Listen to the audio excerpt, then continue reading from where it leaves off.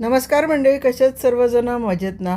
तर आजची आपली रेसिपी आहे कढी पकोडे. चला रेसिपीला सुरुवात करूया. इथे आपण अर्धा लिटर दही घेतलेलं आहे आणि त्याच्यामध्ये एक छोटी वाटी आपण बेसन घेतलेलं आहे. दही आणि बेसन छानपैकी फेटून घ्यायचं आहे. गुठली अजिबात पडू द्यायची नाहीये. अतिशय स्मूथ बॅटर होईपर्यंत फेटून घ्यायचं आहे आपल्याला. हे फेटून झाल्यानंतर आपल्याला त्याच्यामध्ये मसाले घ्यायचे.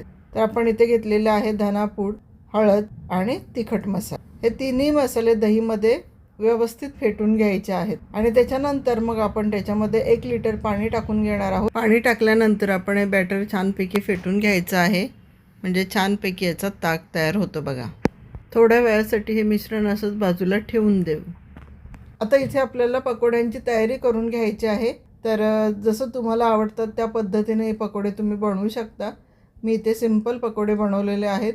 1.5 कप बेसन घेतलेलं आहे, थोडीशी मिरची आणि कोथिंबीर चिरून घेतलेली आहे, थोडंसं ओवा घ्यायचा आहे, 1 चमचा हळद आणि चवीपुरतं मीठ टाकून घेतलेलं आहे. मिश्रण एकजीव केलेलं आहे. थोडं थोडं पाणी टाकून आपण मिश्रण एकजीव करून घेणार आहोत. 1 चमचा दहीसुद्धा त्यामध्ये टाकून घ्यायचे आहे आणि घट्टसर पीठ जे आहे ते आपण इथे तयार करून घेणार आहोत. आता हे पीठ बाजूला ठेवूयात आणि सर्वात आधी आपण आपली कढी जी आहे ती फोडणीला टाकून घेणार आहोत. पॅन गरम झालेला आहे, 2 पळी त्यात तेल टाकून घ्यायचं आहे आणि जे कढीचं आपण मिश्रण तयार करून ठेवलेलं होतं ते त्या फोडणीमध्ये घालून घ्यायचं आणि आता कंटिन्यूस आपल्याला कढी जी आहे ती आपली ढवळत राहायची आहे. चवीपुरतं आपण याच्यात मीठ टाकून घेतलेलं आहे, थोडंसं हिंग टाकायचं आहे आणि जोपर्यंत उकळी येत नाही तोपर्यंत आपली कढी जी आहे ती आपण ढवळत राहणार आहोत, नाहीतर कढी फाटण्याची शक्यता आहे.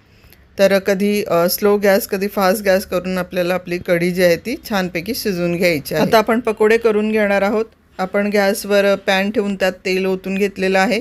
तेल गरम झालं त्यावेळेला आपले पकोडे जे आहेत ते आपण त्यात सोडले आणि छानपैकी ब्राऊन कलर येईपर्यंत त्यांना फ्राय करून घ्यायचे आहेत. आता आपली कढीसुद्धा रेडी आहे आणि पकोडेसुद्धा रेडी आहे. तर मंद गॅस ठेवायचा आहे कढीचा आणि त्यात पकोडे आपण सोडून घेणार आहोत. 1-2-3 मिनटं थोडेसे ते शिजवून घ्यायचे. वरून थोडी कोथिंबीर टाकायची आहे. आता आपण इथे फोडणी तयार करतोय.